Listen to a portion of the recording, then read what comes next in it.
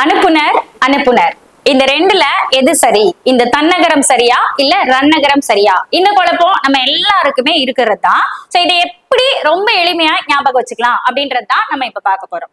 இப்போ அனுப்புனர் அனுப்புனர் இது ரெண்டுல நான் இப்ப இதுதான் சரி அப்படின்னு சொல்றேன். சோ நீங்க ஏன் அப்படின்னு ஒரு கொஸ்டின் கேட்பீங்க இல்லையா? சோ அந்த கொஸ்டினுக்கான ஆன்சர் எந்த ஒரு நீங்க இப்படி உங்களுக்கு கன்ஃபியூஸ் ஆகுது அப்படின்னா அதுக்கு முன்னாடி இருக்கிற சொல்ல பாருங்க. அது ஒரு கட்டளை சொல்லா இருக்கணும். சரியா? யாருக்காவது ஆர்டர் கொடுக்குற மாதிரியான ஒரு சொல்லா இருக்கு அப்படின்னா அந்த கட்டளை சொல்லுக்கு அப்புறம் வர்றதே நம்மளோட தன்னகரமா தான் இருக்கும். சரியா? இந்த நகரத்தை தான் நம்ம தன்னகரம் அப்படின்னு சொல்லுவோம். சோ இந்த தன்னகரம் தான் அந்த கட்டளை சொல்லுக்கு அப்புறம் வரணும். சரி, அப்ப இந்த ரன்னகரம் இங்க வராதா? வராது. அப்ப எங்க வரணும்? ஒரு பெயர் சொல்லுக்கு அப்புறம் ஒரு நர் ஆட் பண்ணிக்கிறீங்க அப்படின்னா அங்கதான் உங்களுக்கு இந்த ரன்னகரம் ஆட் பண்ணணும். ரைட், எக்ஸாம்பிள் பார்க்கலாமா? இப்ப எக்ஸாம்பிள் பார்த்தோம் அப்படின்னா உங்களுக்கு புரிஞ்சிடும்.